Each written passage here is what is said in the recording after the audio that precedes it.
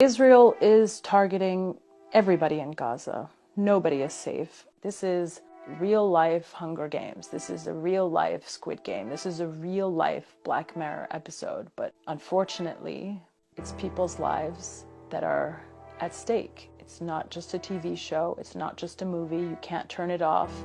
It's not a fiction. It's real life.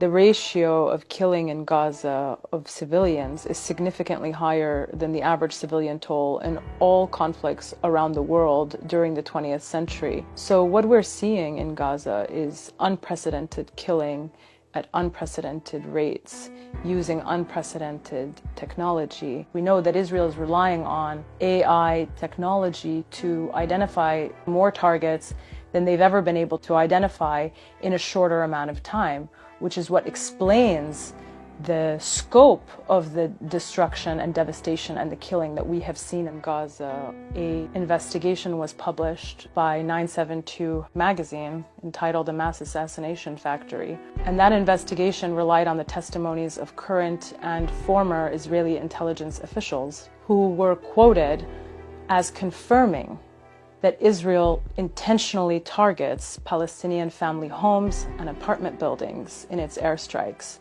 and that this is not an accident. Our families are not collateral damage, rather they are the targets of Israel's attack on purpose. Israel refers to those targets as power targets. And this is an intentional policy that is designed to create as much carnage as possible, to create as much despair and devastation as possible. In the words of the Israeli intelligence officers describing this practice, it's intended to put pressure on Hamas by putting pressure on the entire civilian population. This practice meets the definition of terrorism. Terrorism is specifically unlawful targeting of civilians using violence for a political purpose. But of course, this is never dealt with in the mainstream media. It's also never dealt with by the government officials who are arming and financing this genocide. So a few days after the Mass Assassination Factory investigation was published,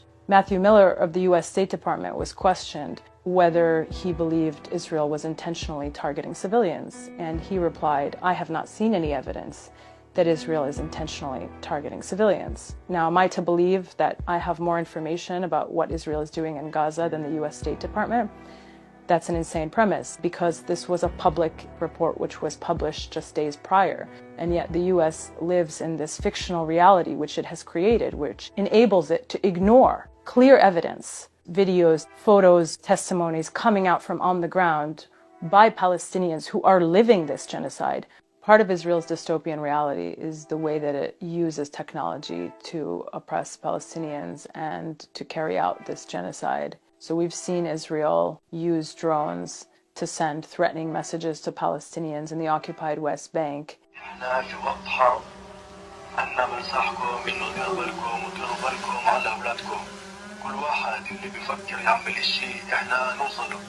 We've seen them use other types of drones that have a very disruptive and disturbing buzzing sound, and those drones fly over Gaza at all times to make Palestinians think that an airstrike is impending, but in reality it's just the sound of the drone, which is entire purpose is to fill the sky with buzzing sounds and to create fear in the Palestinian society. We've also seen Israel employ tactics whereby it drops leaflets telling Palestinians that they must evacuate, but evacuate to where, it's unclear, because we know that everywhere Israel has told Palestinians to evacuate has also been bombed and not spared from the brutality of Israeli airstrikes. We've seen Israel rely on QR technology, telling Palestinians that their neighborhoods have now been divided into numbered orders and that it will announce which numbers are going to be airstriked and that Palestinians should evacuate from one numbered area to another numbered area. But it does so at a time when they're also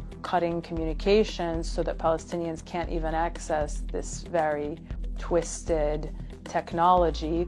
But even if they do, again, they're not spared and they are targeted. So it's really just to create this impression that Israel's providing a safe outlet for Palestinians, but the reality is that nowhere is safe, and that everywhere that Israel has told Palestinians to go during this genocide has not been spared and has been subject to airstrike. The weapons that are being used in Gaza are the most advanced weapons in existence, and in many cases they're being tested on Gaza's civilian population, being used for the very first time. And we know also that once those weapons have been tested on Gazan civilians, they then can be sold to governments around the world with the label battle tested, and that also increases their value. All of this is of course dystopian, there's no other word for it. Especially when you remember that 1 million children live in Gaza, that they are half of the population, and that while they are being bombarded with the most advanced weapons known to man, they are also being starved and dehydrated and succumbing to disease all at the same time. I don't think there's any way for us to really understand the totality of the scope of the human suffering in Gaza right now. Every form of human suffering that could possibly exist exists right now in Gaza. All of it. Starvation, dehydration, the sounds of the bombs, the sounds of the drones. You've never had a day of quiet. The smells, everything smells like death. Everything smells like burning, toxic gas. There's no fresh air, there's no clean air. Everything smells like rotting flesh and blood. The sights, everywhere you go, there's destruction. Everywhere you go, concrete and iron and blood and destroyed buildings and destroyed homes and destroyed businesses. The way that people must live in their bodies in this moment. Pure anxiety, depression, shock, PTSD that never ends.